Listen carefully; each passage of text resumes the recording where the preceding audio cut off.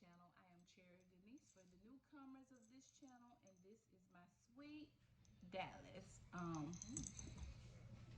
Let's clean Dallas little mouthful. I am coming to you today with a video about how it has been for the last 9 weeks for me and Mr. Dallas. I guess I'll start with me. I had Dallas October the 24th, VBAC, and everything went good. I felt good when, hi Ava. I felt all right. How you doing? Ava's sitting in the living room watching TV. Supposed to be watching TV. Well, anyway, I felt good when I came home. Everything was fine. A couple of weeks into me coming home, I described the feeling as feeling overwhelmed. Like I just didn't have the energy to do anything, the desire to do anything. I was happy.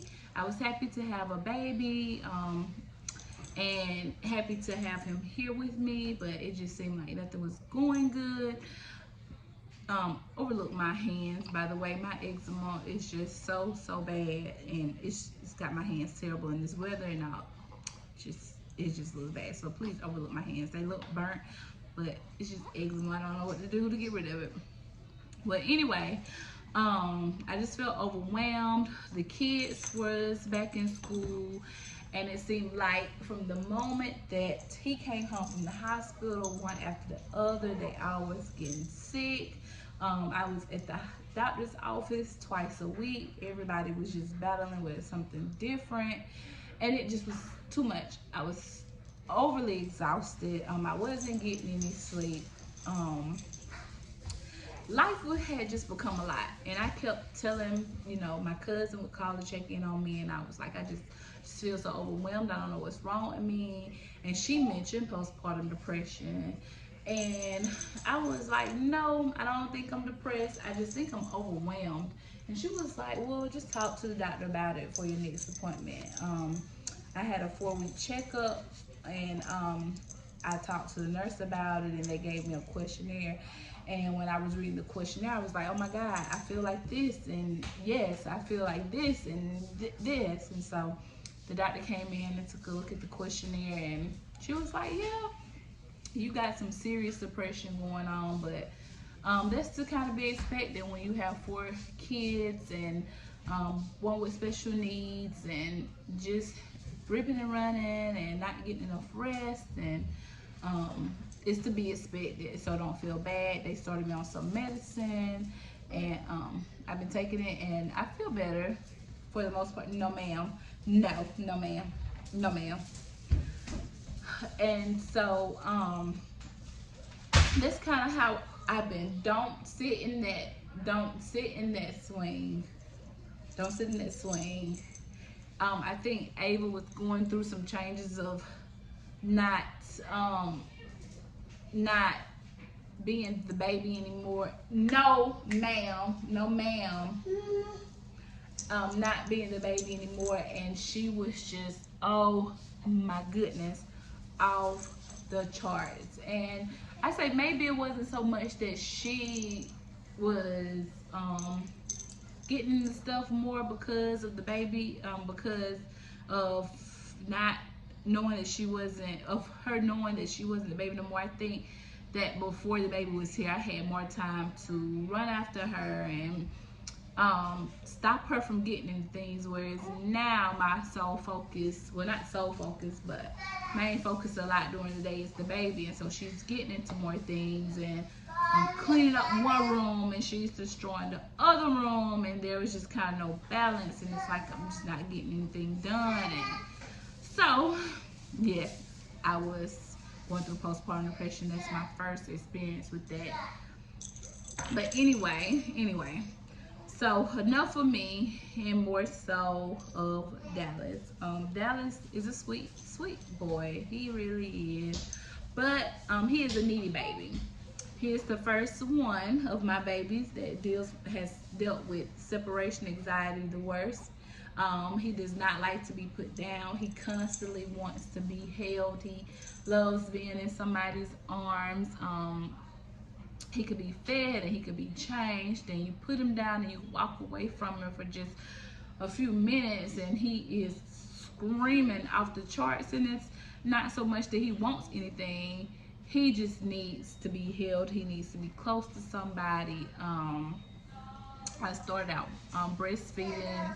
Well, in supplementing bottles, I say I was supplementing. I was doing a little bit of both. I was doing a little bit of breastfeeding. I was doing a little bit of bottle feeding. And when he was probably around 6 weeks, I noticed. I guess I changed his formula, and he started having tummy trouble. Yes, ma'am. Huh? Daddy hasn't made it home yet. Go have a seat and watch TV. Yeah, have a seat and watch TV. Thank you. No, ma'am. So, about week 5 or 6-ish, I guess I changed his milk, and it threw his whole balance of his stomach off, because he started having troubles. He went through this 2-week period of being up around 11 and up till 4 or 5 o'clock in the morning, just crying. He was unconsolable. I mean, nothing that I could do was helping. I remember one night, and I've never been this way, of him just crying. I think this was going on the end of around the middle of the 2nd weekend, just crying. I was extremely exhausted, and I remember taking him to Alvin, and I was like, here, take him, you know, I don't know what else to do. I've tried all I can, just take him. I've never been that way with any other kids. And so I knew at that point it was time to try something different. And so I scheduled an appointment and got him in to be seen the next morning, and we changed his milk to a soy-based milk. And they started him on Pepsid, but he couldn't start the Pepsid right away because we was having some insurance issues. And dramatic difference in the soy milk. I stopped breastfeeding because I didn't want to eat anything with dairy in it that caused him to have a flare up in his belly and it be hurting. So, just instantly overnight when he got on soy milk, he started sleeping through the night and everything. He still kind of wakes up sometimes through the night. Last night was a good night. He slept all night. I tried to wake him up to give him some of his bottle. He didn't want to have anything to do with it. He was like, just let me sleep. Just let me sleep. So that was that. I haven't been able to accomplish much around the house because, like I say, he constantly needs to be held. Separation anxiety is real for him. Real, really real. I've been looking up some research. They say at 2 months old, it's too early to start letting him cry it out. Although at times I have to let him cry it out. So yes. Just the sweet joys of being a mommy. That's all. I have to cherish this because he is the last one on the list. I made that official on Tuesday, and I went and had my tubes tied on Tuesday. How was the experience with getting my tubes tied? Oh, it wasn't bad, but it wasn't good either. I went in Tuesday morning. Oh, excuse me, I am so exhausted.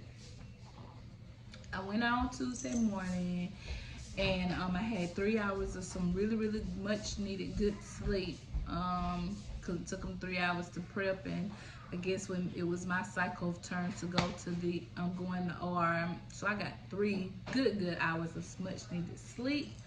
I went in. I came out of the operating room.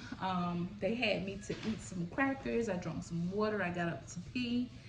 I was able to go home. I slept all day because anesthesia, anytime I put on under anesthesia, I'm just extremely exhausted the rest of the day. So I slept all day. I was in a lot of pain. Oh, it was horrible. I was in a lot of pain.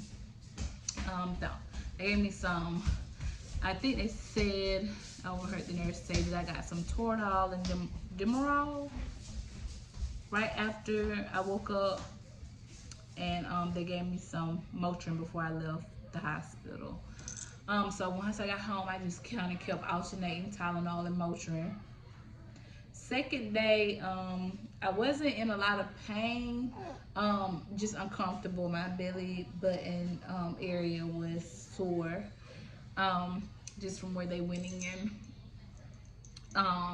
And the third day, to me, I think the first and third day was rough because the third day I was fine as long as I was sitting up, but when I tried to lay down, I had a lot of pain in my shoulder. It was horrible, and on the side, just a lot of pain. I tried to lay down, or it hurt. So it's kind of like gas pain.